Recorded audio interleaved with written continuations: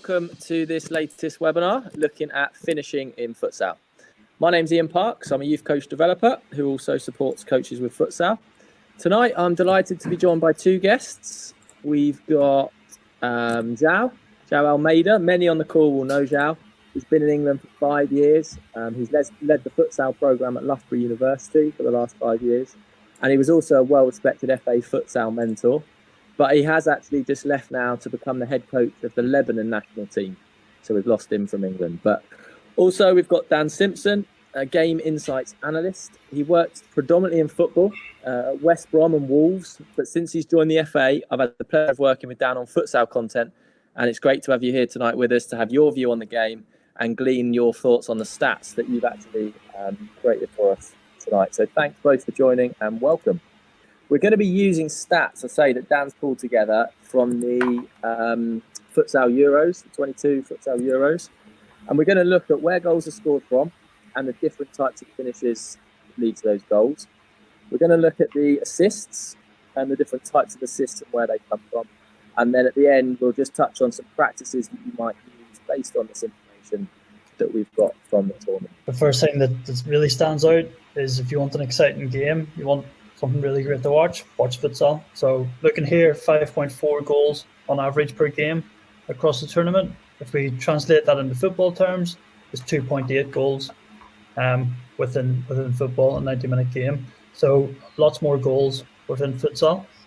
72% open play is actually quite similar to football, and 28% set play off stage. So it shows that the real importance of coaching variety within the game. And certainly it's a really important area to look at when we are coaching. Right, let's get into the location of the goals then we'll start with. And we can see that 38% were scored from inside the 6 metre area. Now, I'm not sure if this will seem slightly lower than some people might expect. Bearing in mind, we know a lot of goals can be scored at the far post. But when we look at the next slide and see that 61% scored in this central area from inside 10 metres, the number rises quite considerably. Within football, you're looking at 57%. So the figures aren't too different, but I guess the difference you have is more numbers. So in terms of shot packing and number of defenders between the goal and the striker, that's the main difference. However, actually the numbers, the figures of 57% in football and 61% here are actually really quite similar. Under nines and see the differences here. Joao, we can see that clearly the stats go up for inside the area. Is that something you'd expect to see with under nines? Yeah, it makes all the sense. It's less power, physically weaker.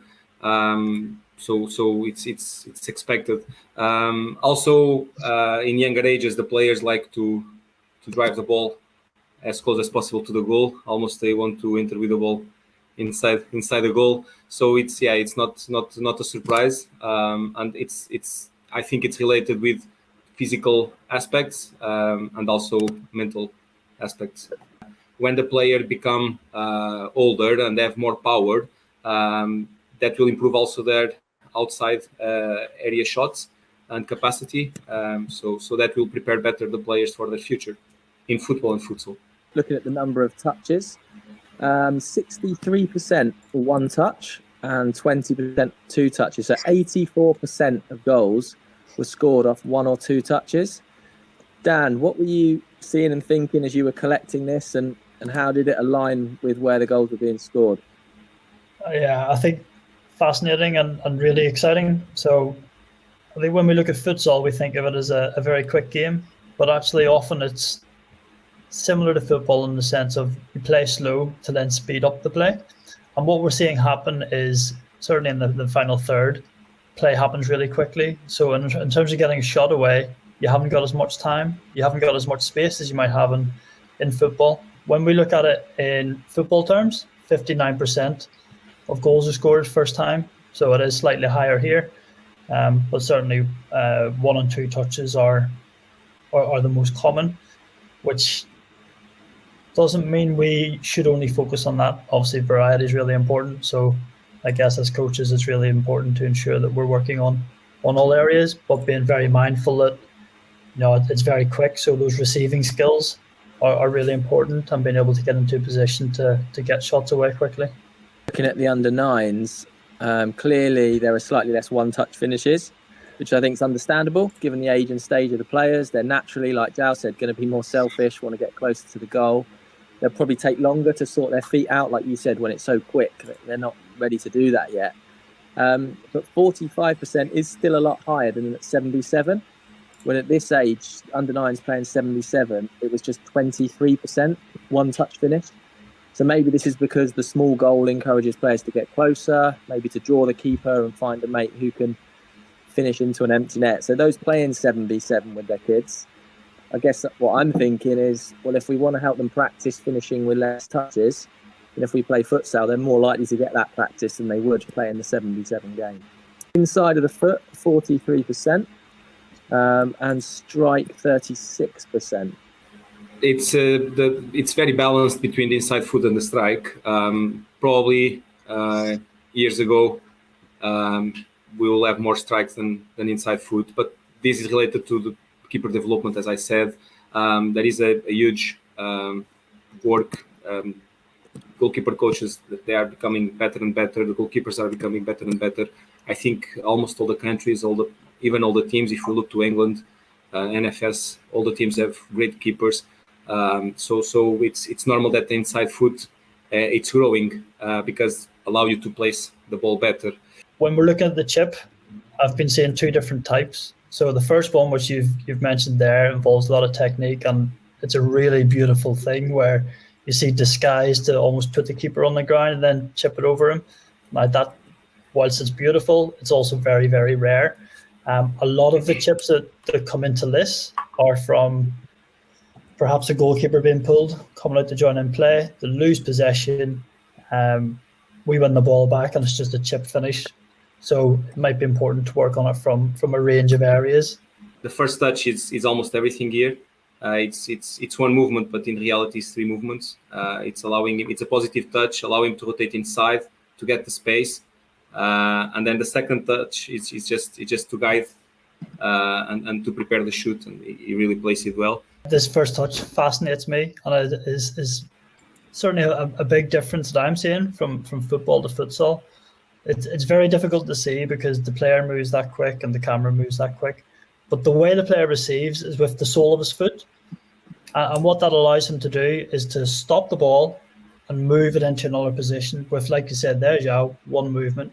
In football, you can't do that, obviously, with your studs. Very, very difficult to stop and control the ball with the sole of your foot then. Assists, we saw two in the game, didn't we? In terms of the pass into the player and then the one across for the finish at the second post or in the D. Here's the stats on where the goals were assisted from. So 59% of goals featured an assist and 52% were from wide areas. And probably both the ones we've just seen were essentially from wide areas. Joao, is this what you expected? And working with the teams you've worked with, Loughborough, now Lebanon, is that something that you would specifically encourage to assist from wide areas? Completely. First of all, I imagine that if we relate where the assists are coming with where they are being finished, or offering the shooting opportunity, I bet those shootings are coming from the back of the defense. So most of them second post for sure. So it's about crossing the ball in the back of the defenders, surprising them through the back. So is also where there is more space for 1v1s to get space to decide and execute better. So yeah, I'm not surprised with this, and it's something expectable. Very, very different to football in the sense of that the wide area. We're talking about wide areas here, but if you compare it to football, I mean it's much more compact. Obviously, the pitch size is much more compact, so that's where it lends itself to. Obviously, in football, you're looking at crossing, like typical lifted crosses, whipped crosses, whatever. Whereas here, we're seeing a lot of cutbacks and pass across, because the play moves fast, and it's easier to get the ball into a wide area and play across in a 2v1, for example. So that's a really good point. And Joao, I'm just going to show some videos because you made an interesting point the other day about the positioning of the player in the middle that's potentially going to finish depending on how high the assister is up the line. So if they're high up the line, you were talking maybe about the position being on the edge of the D.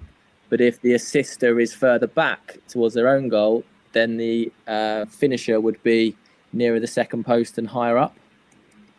Yeah, it's and this is related to teamwork and team chemistry. The assisters should be expecting a player in one place, and the player that is finishing should be expecting the pass in one place. So the instructions I usually give to my players is if the assist is coming from a wider area, lower on the pitch, give the second post. If the assist is coming almost from the corner, give the top of the D, because obviously it's make it easy for the players to know where to pass, avoids the goalkeeper, avoids the defense, and offer options. So as we can see here, defenders naturally block that one across. The goalkeeper's clearly in there. So coming to the edge of the D when the ball's higher up, you're saying, is often more successful. Exactly, yes. But then if you're looking at the 6 capabilities, timing is everything on both of them. Because if you get there too early, then you can get marked and the chance is gone. So it's about recognizing where the space is and getting there and arriving at the right moment. But if you understand your teammates, you understand their positioning and how that affects you, that allows you to do that. Manchester playing what we'd call a 4-0. So for those new to futsal, that's where we've got 4 blue players here and 0 up front. There's no kind of striker or futsal pivot to play to. And it leaves the space behind for both the assister and the finisher. Would you say that that's one way of playing? The other way is playing what we'd call 1-3-1, where you would have 3 players back near the own goal and 1 almost striker or pivot in the other half. Does the formation or the system affect where assists might come from? If you're playing this 4-0, would you expect more of these types of goals or not necessarily? Are you putting this in repeat? Well, yeah, the 3-1 obviously open. The 3-1 open more assists even from the pivot. It's funny because in football you can compare the pivot to a forward, so you expect the pivot to be the one that make the goals. But in a 3-1 situation, the combinations with the pivot, holding the ball, opening the space to a player to come to finish, it's more expected. And then from the other side, usually is the pivot who's going to finish in the second post. So the adaptation defending a 3-1 situation, it's more focused on the pivot, cutting the passing lines to the pivot, cutting the central area. In a 4-0, it's more about blocking the space. And Dan, you said when they play with a pivot or a striker, a set fixed player up there, that made a difference to the assists from your observations, didn't it?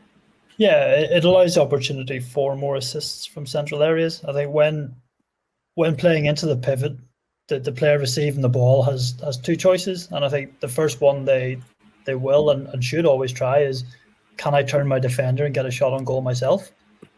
If that's not possible, then we're looking for assists from those central areas. Can I set a teammate? If that fails, the ball may then go wide. But certainly that was a good contributing factor to, although it's a small number there, a contributing factor to the central assists. Okay, last little bit before we get onto the practices. Here was some other interesting information around linked to the assists and where the goals came from, the key actions in the build-up. And as we can see here, that large variety, but actually a regain or a counter was 35% of key actions. Now, Dan, I know you said that some of these can more than one of them can be in the same build-up, if you like. Correct. But moving with the ball, really important. Counter-attacking, Joao, really important. What we want in a transition is speed. If you delay the action, that won't be a transition anymore. So the player that receives that or regain the ball, what we want him is to choose a defender. If it's a 3v2, if it's a 2v1, just go to the defender, centralize the game, go inside to open all the pitch for you as a player and to have more options.